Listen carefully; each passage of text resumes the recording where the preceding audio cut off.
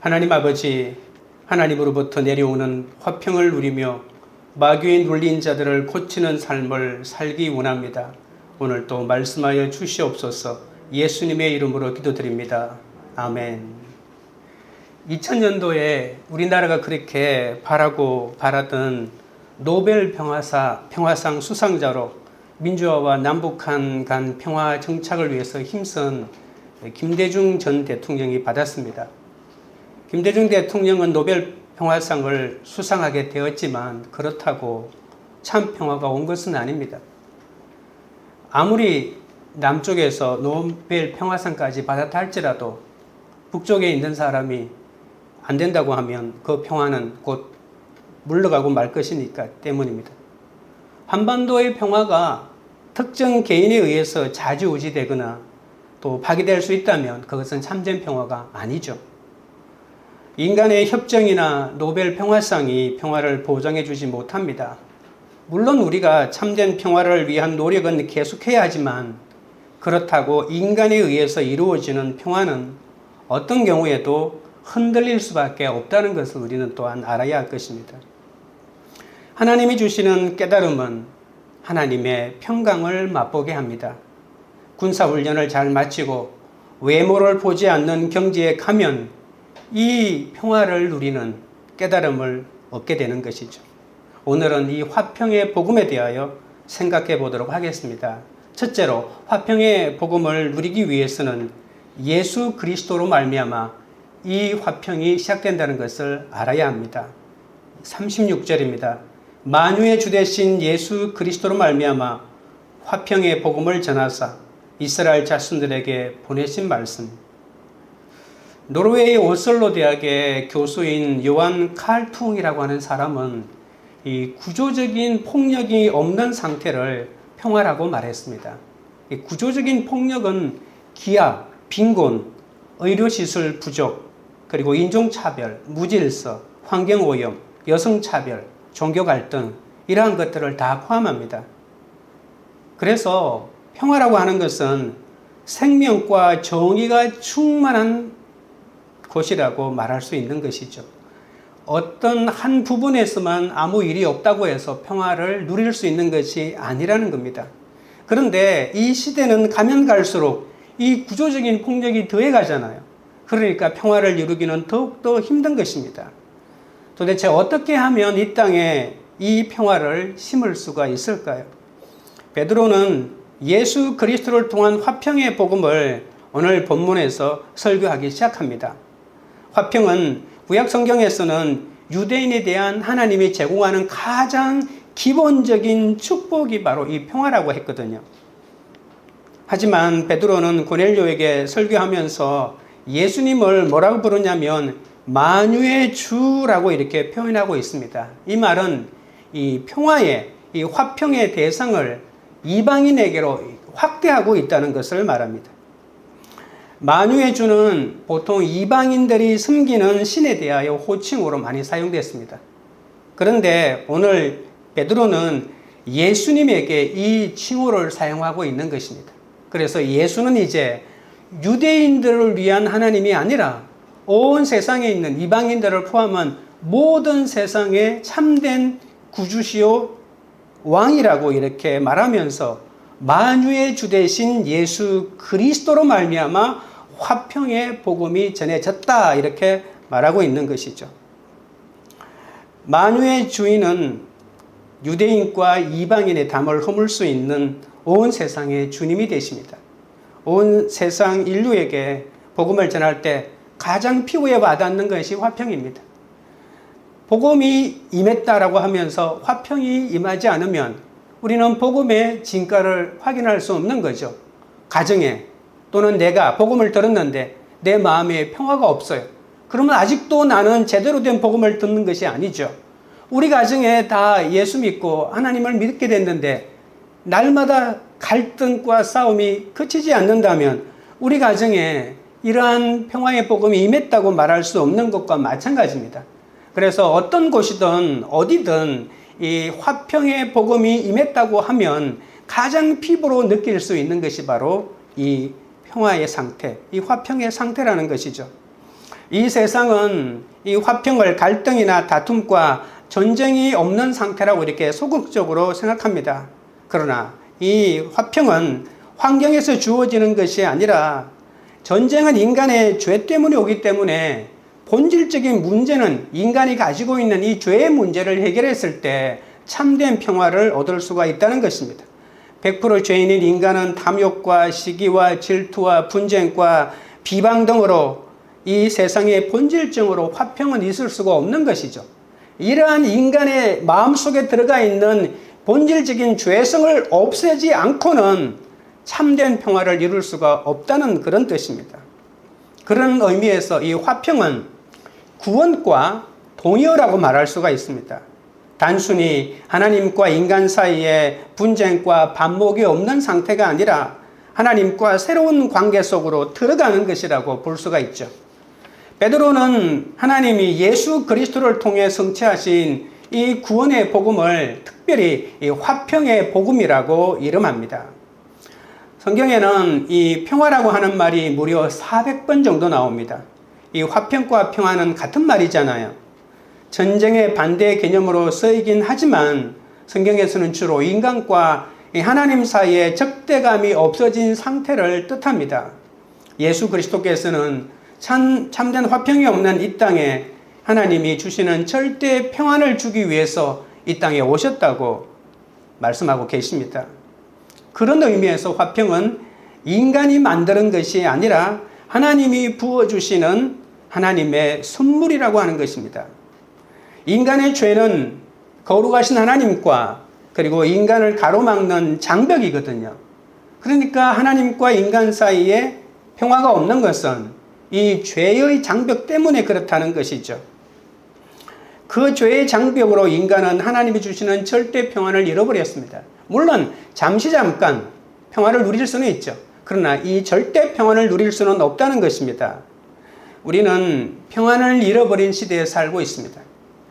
아담과 하와가 범죄하여 에덴에서 쫓겨나면서부터 인간은 참 평안을 잃어버린 상태로 살아갑니다. 레위기는 제사를 드릴 때 번제를 드리고 속죄제를 드리고 그 다음에 이 화목제를 드리지 않습니까?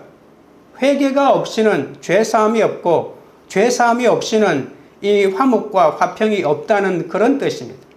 이런 과정을 거치지 않는 이 땅의 화평은 일시적인 거짓 화평에 불과합니다. 하나님과 인간 사이의 화평은 아까도 말했듯이 하나님의 선물이기 때문에 하나님 자신이 먼저 시작하십니다. 인간이 먼저 하나님 화평합시다라고 손 내밀 수가 없는 것이죠. 인간은 죄인이기 때문에 하나님을 멀리 떠나 죄의 동굴 속으로 들어갔기 때문에 하나님이 먼저 손을 뻗었던 것이죠. 그 선물은 바로 예수 그리스도의 화평을 위해서 예수님이 십자가 위에서 죽어주심으로 이 삼위 하나님이 도와주셔서 인간과 하나님 사이에 참된 화평의 길이 열리게 된 것입니다. 예수 그리스도는 그 죄의 장벽을 허물어주는 오직 유일하신 구원자가 되십니다. 인간이 지은 죄의 형벌을 대신 받으시기 위해서 자기 몸을 십자가 위에 제물로 내어 놓으심으로 하나님과 인간 사이에 가로막혔던 죄의 장벽을 허물어 놓으셨었죠. 거룩한 하나님과 죄인인 인간 사이에 다리가 되어 주었다는 말입니다. 이제 그 다리를 통해서 하나님의 생명이 임하고 하나님의 사랑이 임하게 될 것입니다. 그리고 그 하나님의 생명과 하나님의 사랑을 받아들이는 그 순간에 인간은 절대 평안을 누리게 된다는 것입니다. 이 세대는 악하고 엄란하기 때문에 자기 힘으로는 화평을 이룰 수가 없습니다. 이 땅 위에 험한 길 가는 동안 참된 평화가 어디 있냐고 찬송가도 있지 않습니까? 오직 예수 그리스도의 십자가에서 주어지는, 그러니까 위로부터 내려오는, 하나님으로부터 내려오는 이 절대적인 화평만이 있을 뿐이라는 겁니다. 우리의 심령 극히 깊은 데서 화평이 솟아오르는 한 우리는 이 어떤 험한 세상의 한가운데 있다 할지라도 능히 그 역경을 이기고 극복할 수가 있습니다. 지금 북한의 지하교회 성도들은 옛날 카타콤의 믿음을 이어가면서 그 혹독한 핍박 속에서도 오히려 화평을 누리고 있지 않습니까? 함석헌 선생님의 마음에 붙이는 노래라고 하는 시가 있습니다. 제가 짧은 시인데 제가 잠깐 읽어드리겠습니다. 세상이 거친 바다라도 그 위에 비치는 별이 떠 있느니라. 까불리는 조각배 같은 내 마음아, 너는 거기서도 눈 떠 바라보기를 잊지 말라. 역사가 썩어진 흙탕이라도 그 밑에 기름진 맛이 들었느니라. 뒹구는 한떨기 꽃 같은 내 마음아, 너는 거기서도 뿌리 받길 잊지 말라. 인생이 가시밭길이라도 그 속에 은흑한 구석이 있느니라. 쫓겨가는 참새 같은 내 마음아, 너는 거기서도 사랑의 보금자리 짓기를 잊지 마라. 삶이 봄풀의 꿈이라도 그 끝에 맑은 구슬이 맺히느니라. 지나가는 나비 같은 내 마음아, 너는 거기서도 영원의 향기 마시기를 잊지 마라. 참된 화평은 오직 예수 그리스도의 십자가를 통해서 하나님으로부터 내려옵니다. 회개가 없으면 죄사함이 없고 죄사함이 없으면 화평이 없습니다. 우리의 심령 속 그 깊은 곳에서 솟아나는 이 평화의 원천은 만물을 새롭게 주시는 주님의 생명입니다. 죽임을 깨뜨리고 부활하신 주님께서 우리와 함께 하시기 때문에 이 평안이 우리에게 임하는 것이죠. 아무리 폭풍우 바다가 일렁거려도 바닷속 깊은 곳은 전혀 파도가 없는 것과 마찬가지입니다.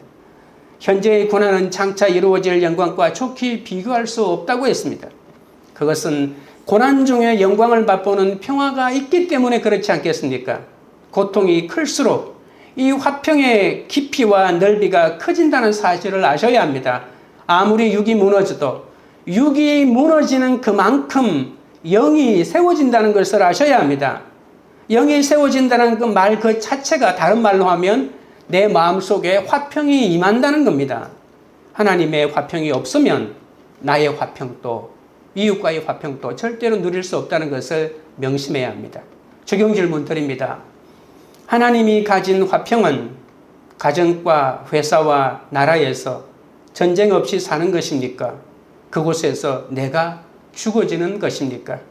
예수 그리스도께서 죽어지심으로 참된 평화를 이룬 것처럼 내가 내 가정에서 내가 십자가 지고 내가 죽어질 때 내 가정에서 평화가 이루어지는 것이지, 내 아내가 죽고 내 자녀가 죽었을 때 평화가 이루어지는 것은 가짜 평화라고 하는 것입니다. 내가 십자가를 지는 적용을 해 나갈 때 참된 화평을 가정에서 직장에서 누릴 수가 있다는 것입니다. 둘째로 화평의 복음은 갈릴리 나사렛 예수로 시작합니다. 37절 38절입니다. 곧 요한이 그 세례를 반포한 후에 갈릴리에서 시작하여 온 유대에 두루 전파된 것을 너희도 알거니와 하나님이 나사렛 예수에게 성령과 능력을 기름 붓듯 하셨으며, 말씀이 육신을 입고 이 땅에 오신 예수님은 세례 요한이 요단강에서 세례 베풀기를 마친 다음에 그 화평의 복음을 전하기 시작했습니다. 그런데 예루살렘에서 전하지 않고 갈릴리에서부터 전하시기 시작했거든요. 세례 요한의 사역은 죄의 노예게 된 사람들에게 메시아이신 예수 그리스도를 만날 수 있도록 심령의 길을 닦아준 것이잖아요. 그런데 이 세례 요한이 사역하던 곳은 예루살렘과 가까운, 그래서 예루살렘과 가까운 요단강 하류 쪽에 있는 그 요단강에서 세례를 주었는데, 예루살렘에서 사역을 하지 않고 그 반대쪽에 있는 요단강 상류 쪽에 있는 북쪽 갈릴리에서부터 예수님이 사역을 시작했다는 말입니다. 여러분, 한 시대를 이끌어가는 힘은 정치, 경제, 교육, 문화의 힘이 집중되어 있는 대도시에 있거든요. 자신의 길을 닦아놓은 세례 요한이 예루살렘 부근에서 세례를 베풀었기 때문에 예수님도 예루살렘 중심으로 사역을 시작하는 것이 타당하지 않습니까? 그러나 예수님은 예루살렘 성전의 주인이심에도 불구하고 이스라엘에서 가장 낙후되고 가난한 빈민들이 모여 사는 이방 땅 같은 흑암의 갈릴리, 모든 사람이 다 무시하는 그 갈릴리에서부터 사역을 시작했다는 사실입니다. 왜 예수님은 하필 그 갈릴리에서부터 사역의 출발점으로 삼았을까요? 그곳에 마음이 가난한 사람들이 있기 때문입니다. 마음이 가난한 사람은 재물을 아무리 많이 가지고 있거나 없거나를 떠나서 자기 자신이나 자신의 것을 의지하지 않는 사람을 말합니다. 오히려 자신에 대하여 철저하게 절망하였기 때문에 오로지 하나님만 의지하는 사람을 말합니다. 세례 요한이 예수님의 길을 예비하며 사람들에게 세례를 베풀었던 요단강 하류는 예루살렘과 아주 가깝다고 하지 않았습니까? 예루살렘은 다윗 왕조의 본거지로 1000년 동안 이스라엘 지배층이 거주하는 곳 아닙니까? 학력과 경력과 신분과 재력이 출중한 상류층만 모여 사는 곳입니다. 그들은 예수 그리스도의 복음을 절박하게 받아들일 필요가 없는 사람들입니다. 오히려 누군가가 새로 나와가지고 나 메시아야 라고 말하는 게 귀찮을 정도입니다. 지금 이 세상이 좋으니 이 세상 이대로 계속 갔으면 좋겠다고 생각하는 사람들이었습니다. 그들을 향해서 예수님이 무슨 복음을 전할 수 있겠습니까? 자신들의 학력과 재력과 신분과 그리고 종교적인 관습으로 자기 자신을 지킬 수가 있고 우리는 이미 행복을 누리고 있다고 믿는 사람들에게 어떻게 복음이 들어가겠습니까? 그러나 예루살렘의 반대쪽에 있는 갈릴리는 전혀 달랐던 것입니다. 예루살렘 북쪽 끝자락에 있는 갈릴리는 아까도 얘기했지만 이스라엘의 가장 낙후된 변방이었습니다. 갈릴리 호수 주위에 자리 잡은 마을은 가난하기 짝이 없고 다 빈민촌 같은 형태였습니다. 그러니까 갈릴리 사람이라고 하는 말 속에는 가난과 질병과 무지를 대변하는 사람들이라는 뜻이 그 속에 들어가 있습니다. 욕입니다. 너 갈릴리 출신이지라고 하는 것은 예이 촌놈아라고 하는 그런 욕이라고 볼 수가 있죠. 그들은 스스로를 지킬 힘이 전혀 없었습니다. 그래서 자신을 지켜줄, 자신을 건져줄 메시아가 나타나기만을 기다리던 사람이 바로 이 갈릴리 사람들이라는 것이죠. 예수님은 스스로 믿을 구석이 많은 예루살렘 사람을 제쳐놓고 오직 메시아를 바라고 기다리고 있는 그 사람들이 모여 살고 있는 갈릴리에서 사역의 출발점을 삼은 것은 너무나도 당연하지 않겠습니까? 이사야서 9장 1절 2절에 전에 고통받던 자들에게는 흑암이 없으리로다. 옛적에는 여호와께서 스불론 땅과 납달리 땅이 멸시를 당하게 하셨더니 후에는 해변길과 요단 저쪽 이방의 갈릴리를 영원하게 하셨느니라. 흑암에 행하던 백성이 큰 빛을 보고 사망의 그늘진 땅에 거주하던 자에게 빛이 비치도다. 이렇게 말했습니다. 스불론과 납달리가 바로 갈릴리 땅 아닙니까? 전에 고통받던 사람들, 그들이 바로 갈릴리 사람들 아닙니까? 자신에 대하여 철저하게 절망하고 그리고 어떤 소망도 스스로 만들 수 없고 삶의 현장에서 매일 처절하게 절망만을 확인해 나가는 이런 사람들에게 하나님이 예수 그리스도의 복음의 빛을 비추기 시작했다는 것이죠. 자기 자신에게 기대거나 자기 형제에게 기댈 만한 사람이 있거나 또는 소망을 둘 만한 사람이 전혀 없는 사람은 하나님을 신뢰할 수밖에 없다는 것입니다. 아니면 그 사람은 죽을 수밖에 없습니다. 그들의 중심을 아시는 주님께서 갈릴리를 당신 사역의 출발점으로 삼으시고 그리고 생명과 소망과 사랑의 빛으로 그들에게 임하기 시작했던 것입니다. 예수님은 예수님의 12 제자들을 한번 보십시오. 이 사람 가운데 예루살렘 출신이 있나요? 무식하고 비천한 갈릴리 사람들이 다 예수님의 제자들입니다. 만약 이들이 예루살렘 귀족 출신으로 스스로 지킬 것이 많은 사람들을 뽑았다면 예수님의 사역은 실패했을 것입니다. 자신을 온전히 버리고 주님만 쫓는 주님의 제자가 되려고 하지도 않았을 것이죠. 가진 것 없는 갈릴리 사람이었기 때문에 주님을 온전히 쫓아가는 제자가 되었던 것이죠. 여러분, 솔로몬은 성전을 건축하는데 7년 걸렸고요. 그리고 자신이 살고 있는 왕궁을 건설하는데 13년이 걸렸고 도합 20년 세월 동안에 이 건축에 매진했습니다.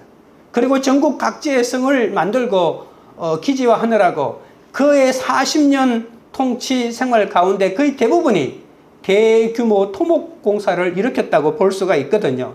그런데 두로 왕 후람이라고 하는 사람이 기술자를 보내고 백양목을 보내고 금을 보내고 온갖 건축자재를 보내주었기 때문에 솔로몬이 성전과 궁을 건설하는데 얼마나 많은 도움을 받았는지 모릅니다. 솔로몬이 이 후람의 협조가 너무나도 감사해서 갈릴리 지역에 있는 성읍 20개를 선물로 후람에게 주었습니다. 지금으로 생각하면 상상도 할 수 없는 것이죠.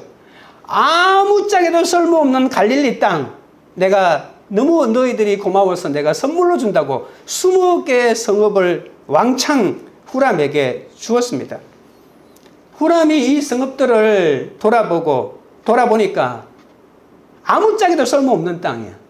그렇기 때문에 마음에 들지 않아 이것은 쓸모없는 땅이라고 하는 이름을 붙여가지고 그게 바로 히브리어로 가불이라고 합니다. 가불. 이것은 가불 땅이라고 부르면서 다시 너희에게 주니까 나는 안 받겠다. 너희들이 알아서 하라고 솔로몬에게 되돌려 주었습니다. 솔로몬이 후람에게 준 20개 성읍이 두로가 필요로 하는 농경지가 아니었기 때문입니다. 아무짝에도 쓸모없는 땅 그 자체였습니다. 솔로몬은 귀한 것을 제공받고도 하찮은 것을 내어주는 불공정 거래를 한 것이죠. 값어치 있는 군사도시 같은 것들을 줘야 되는데 아무짝에도 쓸모없는 땅, 가불 땅을 주었으니 이 후람마저도 이 땅은 쓸모없는 땅이라고 다시 가져가라고 한 것이죠. 그런데 솔로몬의 결정적인 실수가 또 뭐냐면 땅은 하나님이 주신 선물입니다. 이것을 팔 수도 없을 뿐만 아니라 다른 나라에게 땅을 준다고요? 있을 수가 없는 것입니다. 이것은 절대로 거래해서는 안 되는 하나님이 주신 땅인데 이 땅을 그냥 마음대로 주고 있는 것이죠. 막대한 부를 쌓고 보잘것없는 땅을 넘겨준 솔로몬의 선택은 어쩌면 영리할지 보일지 모르지만 그러나 이것은 그에게 앞으로 다가올 영적 위기를 고조시키는 역할만 할 뿐입니다. 성도는 어떤 것에 가치를 매길 때 이 거룩하게 구별된 관점을 가져야 합니다. 세상의 관점으로 귀중하고 하찮은 것들을 판단했을 때는 나중에 큰일 나는 것이죠. 여러분, 자식을 우리가 평가할 때도 마찬가지입니다. 여러분, 어떤 자식을 더 귀하게 여깁니까? 나한테 도움이 되는 자녀를 더 귀하게 여깁니까?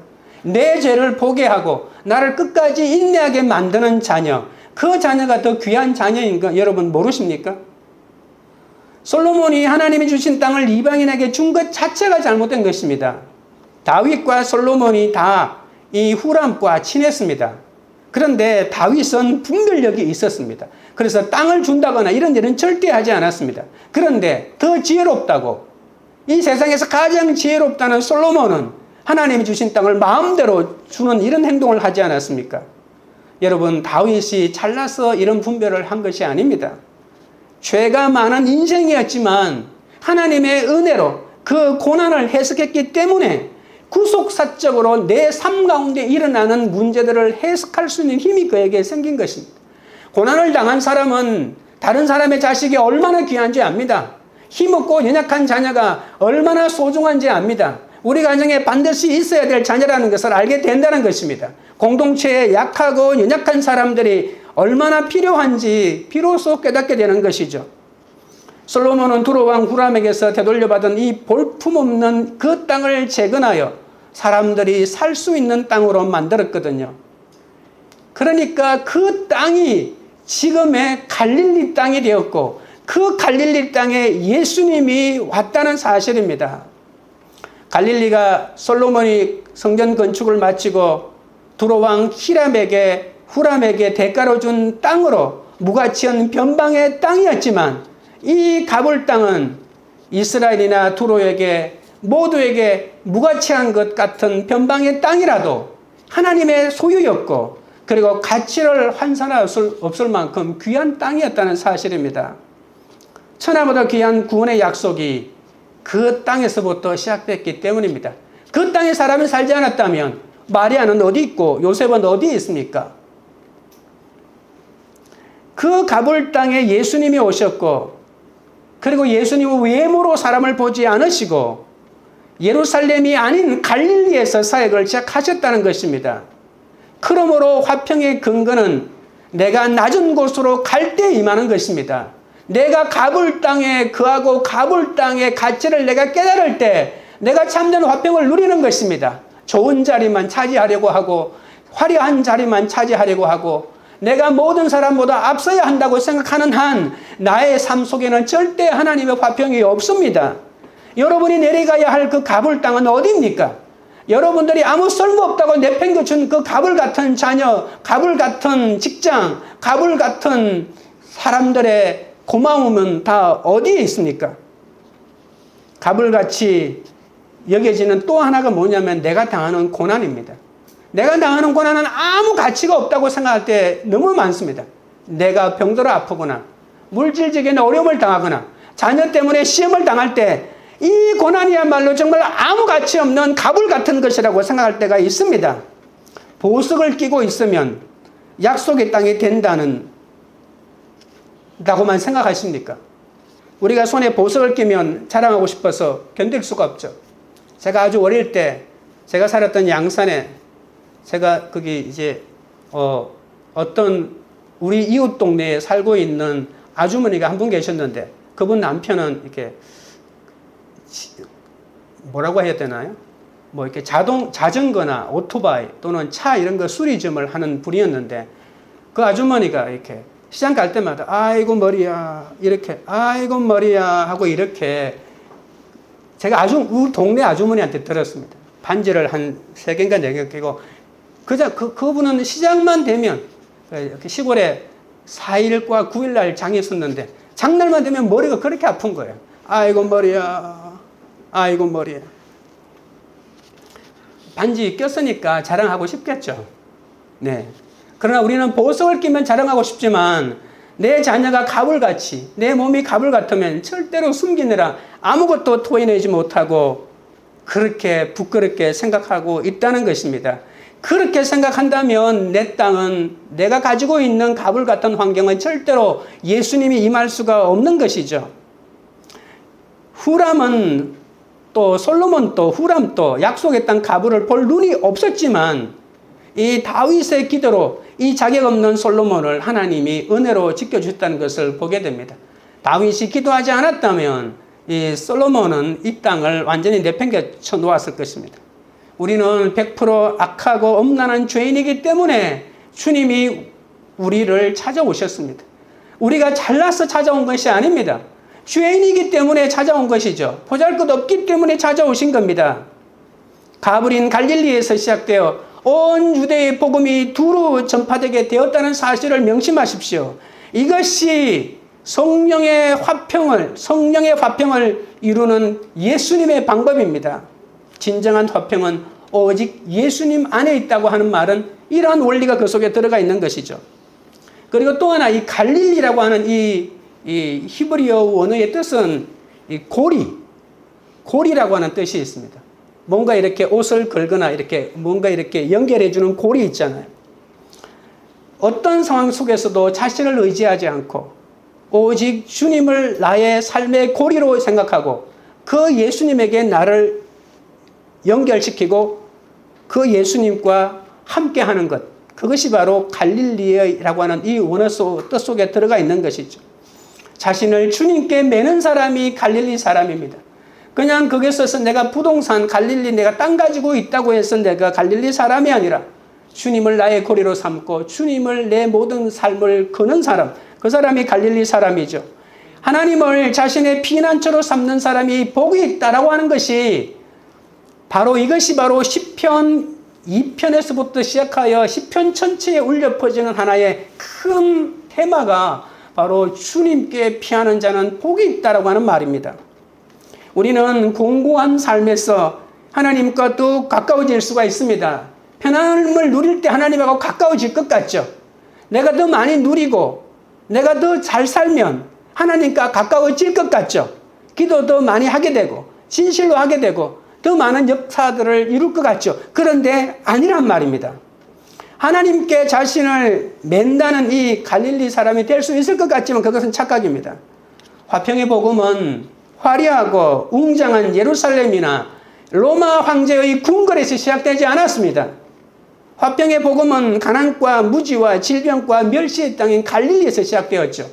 여러분, 예수님이 태어나시고 그리고 동방의 이 박사들이 그 예수님이 태어난 곳을 찾아서 순례로 왔을 때 여러분 헤롯 대왕에게 갔을 때 헤롯이 그 사람들을 죽이려고 그 예수님을 죽이려고 하지 않았습니까? 가불은 이스라엘 맨 끝 경계에 있는 땅입니다. 경계에 있다고 하지만 하나님이 약속하신 땅의 경계 안에 있다는 것을 명심하십시오. 가불은 예수님께서 사역을 처음 시작하신 하나님의 역사가 임하는 땅입니다. 솔로몬이 세상 정치의 관점에서 이에타산만을 따졌다면 하나님과의 관계도 멀어질 수밖에 없었고 실제로 그 이후로 솔로몬은 하나님과 멀어져 이방의 신들을 예배하고 숭배하는 그러한 사람으로 전락되고 말았습니다. 내가 가진 이에타산이 앞서면 하나님이 주신 땅도 가불 땅으로 여길 수밖에 없는 것이죠. 하나님이 언약으로 주신 땅은 아무리 나에게 쓸모없는 것 같아도 약속을 이루는 땅이라고 생각하고 함부로 여겨서는 절대로 안 된다는 것입니다. 경제적인 가치가 없는 자녀, 부모, 배우자라고 버리고 싶습니까? 가불 같은 내 자녀와 배우자 때문에 내가 천국을 알고 사랑을 알고 은혜를 알게 되었다면 어찌 그것이 가불 땅이라 업신여길 수가 있겠습니까? 무가치해 보이는 나의 모든 고난의 가불 땅을 내가 내 마음속에 간직하고 있으면 하나님은 그 가불 땅을 언약의 땅, 약속의 땅으로 만들어 주십니다. 적용 질문 드립니다. 무가치한 가불이 갈릴리가 되어 주님께 서임받게 될 것을 믿습니까? 셋째는 마귀에게 눌린 모든 사람을 고칩니다. 38절입니다. 하나님이 나사렛 예수에게 성령과 능력을 기름 붓듯 하셨음에 그가 두루 다니시며 선한 일을 행하시고 마귀에게 눌린 모든 사람을 고치셨으니 이는 하나님이 함께 하셨습니다. 베드로는 복음의 주체이신 예수 그리스도를 설명합니다. 예수님의 부활과 성천을 직접 목격한 사람이 바로 베드로 아닙니까? 그러면 베드로는 설교할 때 예수님은 하나님의 아들이시죠. 그리고 성자 하나님이시고 삼위일체 한 분이십니다. 라고 이렇게 말해야 되지 않을까요? 그런데 고넬료에게 설교하면서 예수님을 하나님의 아들이고 성자 예수님이라고 소개하지 않았습니다. 그러면서 나사렛 예수라고 강조하고 있다는 것입니다. 여러분, 나사렛 예수라고 왜 그렇게 강조했을까요? 예수님은 인간을 구원하기 위해서 이 땅에 인간의 모습으로 찾아오신 분이라고 이렇게 말하고 있는 것이죠. 나사렛 예수님도 아침이면 일어나서 낮 동안에 일하시고 밤이 되면 잠자리에 눕고 주무셔야 하고 그리고 하루 세끼 바뀐 일을 거르지 않으시고 기쁠 때는 웃고 슬플 때는 눈물을 흘리고 그리고 두 눈으로 세상을 보고 두 발로 걷는 우리와 똑같은 인간이라는 사실을 강조하고 있습니다. 여러분, 왜 지금 베드로는 예수님이 나사렛 예수라고 예수님의 인성을 이렇게 강조하고 있을까요? 여러분, 그리스도인의 정의는 예수 그리스도를 본받고 닮아가는 사람들이거든요. 만약에 예수님의 인성이 없고 신성만 있다면 누군가가 예수님을 닮아야 합니다라고 말하면 여러분, 우리는 이렇게 말할 것입니다. 그분은 하나님인데 사람인 우리가 어떻게 닮아가 이 사람아? 이렇게 말하지 않겠습니까? 예수님을 닮아갈 수도 없고 닮아가자고 말하는 사람도 웃기는 사람이 되고 말 것입니다. 아예 그 말 자체가 불가능한 말이 되고 맙니다. 그러나 예수님이 우리와 똑같은 인간으로 사셨기 때문에 우리가 그분을 닮아갑시다. 그렇게 설교를 하면 그렇게 할 마음이 생기고 소망이 생긴다는 것이죠.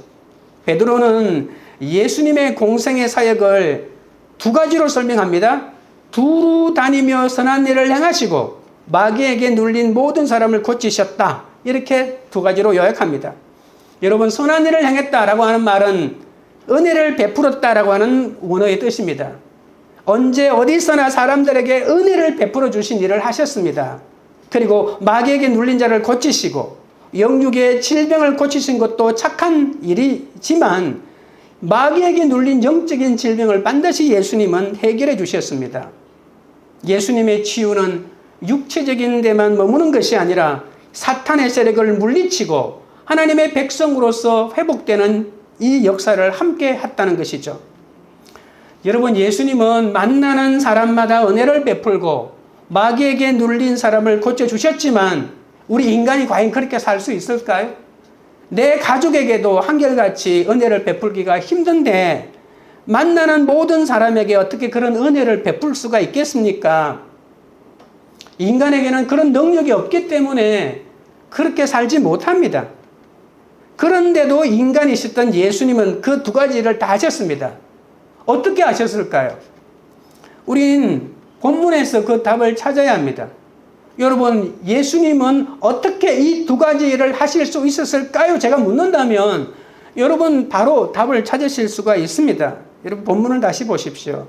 하나님이 인간이신 나사렛 예수께 성령과 능력을 기름 붓듯 하셨기 때문이라고 그렇게 말하고 있는 것이죠. 하나님은 당신의 사역을 하기에 부족함이 없도록 예수님께 성령과 능력으로 충만하게 하셨다는 것이죠. 성령 충만과 능력 충만으로 이 예수님이 모든 사람에게 은혜를 베풀고 귀신을 내어 쫓고 그를 회복시킬 수 있도록 만들어 주셨다는 것이죠. 그렇다면 하나님은 어떻게 예수님께 성령과 능력을 기름 붓듯 하셨을까요? 그것까지 우리가 찾아낼 수가 있을까요? 그것은 바로 예수님이 언제나 하나님과 동행했고 그리고 하나님께 자신을 온전히 의탁했다는 것입니다. 이것이 바로 전제 조건입니다. 하나님 어디 있는데? 하나님 안 보이는데? 이렇게 한다면 하나님과 동행할 수가 없겠죠. 그리고 하나님께 나를 의탁하고 맡긴다는 것이 도대체 무엇인지를 아시는 것이 중요하겠죠. 자기를 하나님께 의탁한다고 하는 말은 추상적인 선언이나 또는 감정적인 표현이 아닙니다. 구체적인 하나님의 말씀에 자신을 맡긴다는 겁니다. 말씀이 있잖아요. 우리에게 66권 말씀이 있잖아요. 그 말씀을 읽고 묵상하고 깨닫고 공부하고 난 다음에 그 말씀을 내 삶에 적용시켜 나가는 것입니다.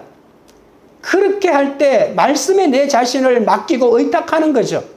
말씀에 맡기는 것이 하나님에게 맡기는 것입니다. 지난주에도 우리가 살펴보았지만 하나님의 사람은 하나님과 하나님의 말씀을 따로 분리하지 않습니다. 고넬료는 군인이었지 않습니까? 직업 군인이었고 군사훈련을 받았기 때문에 하나님이 말씀하신 명령은 하나님이 나에게 직접 내 앞에서 말하는 것과 똑같은 효력을 발생한다고 말하지 않았습니까? 하나님의 말씀에 우리 삶의 뿌리를 내려야 합니다. 하나님의 말씀을 우리의 삶으로 살아내야 합니다. 물론 처음부터 완벽하게 되지는 않겠죠. 여러분, 이 영성도 근육과 마찬가지입니다. 여러분, 우리가 운동을 할 때 어떤 아령을 들고 계속 똑같은 행동을 계속 반복하잖아요. 이 근육을 힘들게 하는 겁니다. 근육을 힘들게 하여 나중에 근육이 생기는 것입니다. 얼마나 힘들지 모릅니다.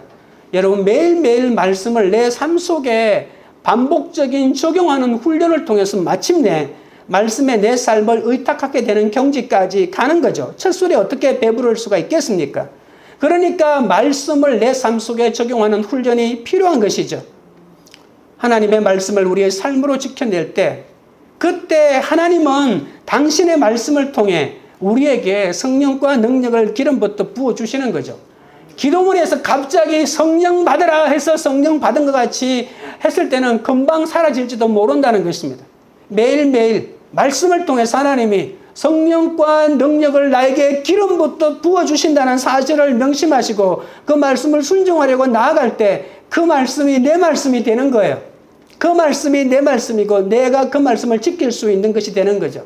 처음에는 내 아내에게, 그 다음에는 내 자녀에게 그 말씀을 적용했다가 그 적용의 폭도 조금씩 더 넓어져 가는 거죠. 어떻게 그 긴 기간을 참을 수 있냐고요? 아닙니다. 여러분, 내가 아내에게, 자녀에게 하나님의 말씀을 적용해 나갈 때 하나님이 나에게 주시는 선물이 있는데 그것이 하나님의 평안이라고 하는 거예요. 화평입니다. 편안해지는 거예요. 내가 내 기분에 못 이겨서 혈기를 내고 내가 원하는 대로 안 되면 온갖 폐악을 다 지겨도, 그리고 그 말 끝에 자녀가 그렇게 해도, 내 배우자가 그렇게 해줘도 내 마음에 기쁨이 없습니다. 더 화가 치밀어 오르고 혈압만 올라가는데, 그런데 내가 내 아내에게, 내 남편에게, 내 자녀에게 져줬는데도 내 마음에 기쁨이 생기기 시작한다는 것입니다. 그것이 하나님이 나에게 성령을 주시는 것이라고 하는 증거가 되는 것이죠. 우리는 하나님이 주시는 은혜 속에서 내가 가지고 있는 내 욕망과 그리고 내가 갇혀있는 내가 최고라고 하는 이 자기 억압에서 조금씩 벗어나야 합니다. 하나님이 우리에게 수단으로 주신 것을 우리가 목적으로 살고 있지는 않습니까? 배우자와 자녀가 내 삶에 하나님의 뜻을 이루기 위한 하나의 수단인데 그것이 목적이 되어서 그 사람이 아니면 안 된다고 이렇게 하면 우리 삶 속에 기쁨을 누릴 수가 없게 되는 것입니다. 여러분, 우리는 마귀에게 눌린 이 세상 사람들을 해방시켜주는 진정한 그리스도인이 되어야 하는데 어떻게 그것이 가능하지라고 하는 것 이미 성경에서는 말씀하고 있다는 것입니다. 여러분, 우리는 나약하게 짝이 없지만 주님을 본받아 은혜를 베풀고 치유자로 살아갈 수가 있습니다. 2000년 전 예수와 함께 하셨던 하나님이 만약에 우리와 함께 하신다면, 이것을 믿는다면 우리도 그렇게 살 수가 있겠죠. 문제는 우리 자신을 얼마만큼 하나님께 맡기는가의 문제입니다. 그러면 성령과 능력을 기름 붓듯 하시는 하나님의 은혜를 힘입어 하나님의 은혜를 우리가 베풀고 치유자로 살아갈 수 있게 되는 것이죠. 그 대표적인 예가 바로 베드로입니다. 이 베드로를 보십시오. 우리와 똑같은 사람입니까? 예수님이니까 그렇게 하실 수 있었지라고 말하지만 베드로를 보십시오. 하나님께 자신을 온전히 의탁할 때부터 그는 성령과 능력이 충만하여 하나님의 은혜 속에 살고 하나님의 은혜를 베풀고 치유자의 사명을 다하고 있는 베드로의 모습을 우리가 보고 있지 않습니까? 여러분, 사람에게 은혜를 베푼다고 하는 것은 이 마귀의 억압으로부터 해방해 준다는 말입니다. 우리도 나사렛 예수님을 본받아 마귀에게 눌린 사람들을 해방해 주는 그리스도인이 되어야 합니다. 우리는 이미 기도로는 그렇게 하고 있어요. 그렇잖아요, 그죠? 기도로 다 그렇게 하고 있잖아요. 마귀가 가지고 있는 억압의 권세를 풀고 선포하고 나가고 있잖아요. 우리 삶 가운데서도. 여러분, 고넬료의 다른 점이, 고넬료는 마음속으로 내가 은혜를 베풀어야지만 생각하고 있는 것이 아니고 실제로 내가 다른 사람에게 그가 착한 일을 하고 구제를 한 사람이잖아요. 마음속에 생각만 가지고 있지 말고 이러한 것들을 우리 삶 가운데 나와 관계된 일들을 가진 사람에게 내가 내 것을 내려놓는 일들을 해야 하는 것이죠. 인간 속에 있는 물질욕, 그리고 명예욕, 권력욕이라고 하는 이런 끊임없이 마귀로부터 우리는 시험을 받습니다. 예수님도 이러한 시험을 공생의 초기에 받지 않았습니까? 우리 그 사탄은 아담과 하와에서부터 시작해서 예수님을 거쳐서 지금까지라도 이 인간의 내면 속에 있는 물질욕과 명예욕과 권력욕이라고 하는 이 욕망에 사로잡혀 있는 자기 자신을 숭배하라는 유혹을 거둔 적이 없습니다. 그러니까 우리에게 끊임없이 선악과를 네가 먹어라, 네가 따먹어라. 아담만 선악과 하와만 선악과를 따먹은 것이 아니라 지금 우리에게도 끊임없이 네가 하나님이 될 수 있다. 선과 악을 네가 판단하라. 네가 결정하면 그것이 선이 되고 네가 악이라 하면 악이 된다. 네 마음대로 할 수 있다. 너는 하나님이 될 수 있다. 선악과를 따먹으라고 끊임없이 우리 가운데 유혹하고 있는 것입니다. 인간은 자기 욕망과 자기 자신을 하나님으로 숭배하며 살아갑니다. 몇십 년 살지도 못하고 마침내 한 줌의 흙으로 끝나버릴 인생인데도 이 욕망 끝에 험한 죽음으로 끝날 수밖에 없다는 것을 모르면서 그렇게 그 욕망을 쫓아 살아가고 있는 것입니다. 마귀는 사람을 살리거나 바로 세우려는 선한 존재가 결코 아닙니다. 마귀는 언제나 사람을 파멸시키려고 하는 악의 실체입니다. 마귀에게 억눌린 사람은 단순히 더러운 귀신 들린 사람만을 뜻하지 않습니다. 자기 욕망에 사로잡히고 자기를 숭배하는 사람이 다 사탄에게 눌린 사람들입니다. 인간의 생명의 근원이신 하나님보다도 자기 욕망과 자신을 더 숭배하는 사람은 자신이 의식하든 의식하지 못하든 다 이 마귀의 덫에 걸린 사람들입니다. 여러분, 마귀에게 눌렸다는 이 말은 부자가 가난한 자를 억압한다는 뜻도 들어가 있습니다. 마귀가 돈을 좋아하는 것은 그 돈으로 가난한 사람을 억압할 수 있기 때문입니다. 부자도 돈으로 가난한 사람을 억압했는데 예수님이 거기에서 사람들을 해방하셨습니다. 부모와 자식과 부부 사이의 갈등 속에는 이 돈과 음란이 항상 들어가 있습니다. 마귀는 거짓의 압이라고 하지 않았습니까? 마귀에게 눌린 사람 중에 가장 힘든 사람이 이 거짓의 사람들입니다. 거짓은 마귀의 가장 중요한 사역 가운데 하나로, 이 거짓의 조종자로 마귀는 바로 악한 영이라고 볼 수가 있죠. 예수님은 마귀의 집요한 유혹을 모두 말씀으로 물리쳤습니다. 아담과 하와는 마귀의 덫에 걸리자마자 하나님의 말씀을 버렸습니다. 그러나 예수님은 하나님의 말씀으로 마귀의 덫을 오히려 깨뜨렸습니다. 예수님은 억압의 덫에 빠뜨리려는 마귀의 유혹을 모두 말씀으로 물리쳤는데, 여러분 예수님이 40일 광야에서 금식하시면서 물리쳤던 말씀을 한번 생각해 보십시오. 사람이 떡으로만 살 것이 아니요 하나님의 입으로부터 나오는 모든 말씀으로 살 것이라. 주 너희 하나님을 시험하지 말라. 주 너희 하나님께 경배하고 다만 그를 섬기라 라고 하는 것이 다 신명기에 나오는 말씀 아닙니까? 예수님은 오직 하나님의 말씀에 삶의 뿌리를 내리셨고 그 말씀을 당신의 삶으로 지키심으로 마귀의 유혹을 이겨내셨습니다. 다시 한번 말합니다. 마귀의 유혹은 오직 하나님의 말씀으로만 무너뜨릴 수 있습니다. 그 이유는 하나님의 말씀으로 마귀의 일을 분별할 수 있기 때문입니다. 오직 말씀 속에서만 이 세상의 모든 물질이 인생의 목적이 아니라는 것을 알 수 있다는 것이죠. 여러분, 물질은 필요한 삶의 수단일 뿐입니다. 이 수단에 불과한 물질을 삶의 목적으로 삼는 것 자체가, 여러분, 물질은 죽음 이후에 우리의 삶을 책임져 주지 못합니다. 그냥 자기 생명을 욕망으로 깔아먹는 너무나도 어리석은 선택을 하게 만드는 마귀의 무서운 무기가 되는 것이죠. 오직 말씀 속에서만 이 세상을 따라가는 것이 허망한 것임을 깨닫게 해줍니다. 오직 하나님의 말씀 속에 있는 사람만 명예는 집착이나 추구의 대상이 아니라 하나님의 말씀을 쫓는 신실한 삶의 결과로 우리에게 따라온다는 사실임을 알게 됩니다. 하나님의 말씀 속에 있는 사람만 어떤 권세이든 권세 그 자체를 목적으로 삼도가 파멸하지 않고 주어진 권세의 선한 청지기로 바른 삶의 본질과 실체를 살게 만들어 준다는 사실을 알게 됩니다. 적용 질문 드립니다. 여러분은 자신이 가진 것으로 다른 사람을 무시하거나 억압한 적은 없습니까? 말씀을 맺겠습니다. 화평의 복음은 예수 그리스도로 말미암습니다. 화평의 복음은 갈릴리 나사렛 예수로 시작합니다. 모든 사람이 가치 없다고 버린 곳에서 모든 사람을 살리는 구원이 시작됩니다. 화평의 복음은 마귀에게 눌린 모든 사람을 고칩니다. 우리는 내 속의 모든 거짓을 예수님이 고쳐주실 줄 믿고 예수 그리스도의 복음 외에는 화평을 누릴 길이 없다는 것을 알아 참 평화를 날마다 누리시는 여러분 되시기를 주님의 이름으로 축원드립니다. 찬양 드리고 기도하겠습니다.